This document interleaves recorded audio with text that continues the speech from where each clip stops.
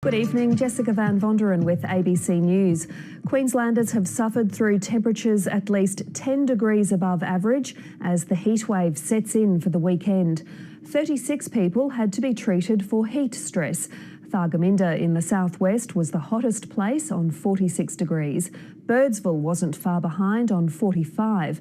Gatton hit 42 and Brisbane reached 37. But brace yourself, the worst of the weather is yet to come. It's the middle of the day in sweltering Brisbane, and for Mark Emer, the perfect time for a jog. Call him crazy, but this heatwave provides a rare training opportunity for the ultra-marathon runner. I've raced in 45-degree temperatures before, so want to be able to run in conditions that you might actually have in the race. Not just so that you're mentally prepared for it, but also to practice the strategies that I might use to cope with those conditions. In one of the state's hottest places, Birdsville, it's cooking. Well above 45 degrees. The experts say these aren't your usual summer conditions. So this is a heat wave. We've seen prolonged period of above average maximum and minimum temperatures, and it's when your body doesn't get relief overnight that the heat is likely to have an effect on people. Brisbane peaked at 37. Dozens of sporting fixtures were cancelled. These young netballers were some of the brave few still attacking weekend sport and cooling off where they could.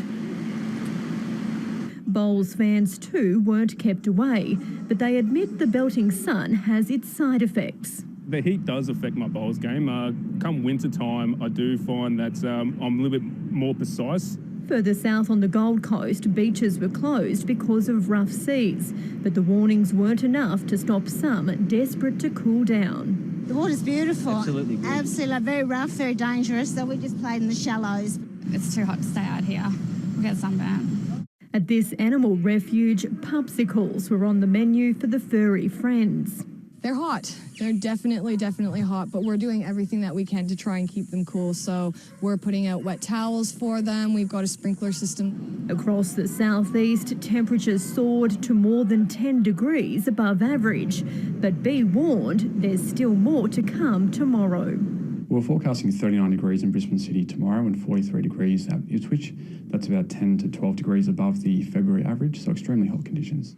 And it'll be midweek before we see any relief. Alison Horn, ABC News, Brisbane.